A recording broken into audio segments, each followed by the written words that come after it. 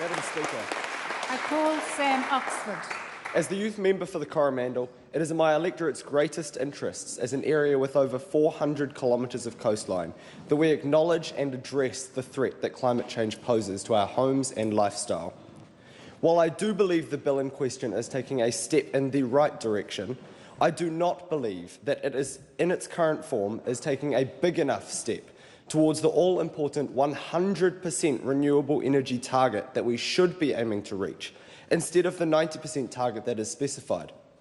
However, there are simple solutions to this that, if addressed, could remove the need to stick to an underwhelming long-term target and could allow us to realistically achieve the 100% target in the short term. So, solution one. I believe that with a small reallocation of funds from costly subsidy deals that the government has previously handed out to major industrial firms, we could make a meaningful dent in that final percent of non-renewable energy generation in our country. Madam Speaker, as I'm sure you are aware, located on Tiwai Point lives an enormous aluminium smelting facility. Don't bring the Speaker into the debate. Okay. Lives an enormous aluminium smelting facility that is owned by a multinational corporation that last year brought in over $207 million in net profit. This facility uses over 1/7 of New Zealand's power, and almost half of the $66 million yearly bill that the facility pays for its power consumption was subsidised in a messy deal by the national government back in 2013. But there could have been another option. If the government had simply halved this corporation's power subsidy, they could have realigned the $33 million towards partially funding the installation of solar power systems in schools, removing over 1,500 gigawatt hours from the strain on the power grid, which is almost 4% of the nation's power use in itself. And this would work to provide clean, renewable energy to the places where the next generations will learn and grow.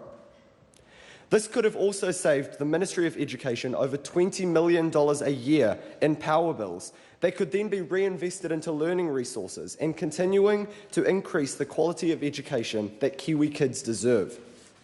Now, I'm not going to try and pretend like I ever had a solution to in the first place, not because the speech is limited to 3 minutes, but because it is up to us as a nation to find the other solutions. If these are the sort of solutions that 17-year-olds can find after a few hours of Googling and making phone calls, imagine the solutions that an experienced researcher, statistical analyser, or the combined brains of an entire classroom, let alone a House of Parliament, could find if they took to it. So while I cannot commend this bill to the House and therefore urge you to vote against it, I do commend that you all take some time to look into potential solutions for the big picture problems that our nation and world face. With the internet at our fingertips and our spheres of influence only growing larger as we grow taller, we have more information available to us than ever, and therefore we have no excuse for not doing our part to make our nation a better and cleaner country for all. Thank you.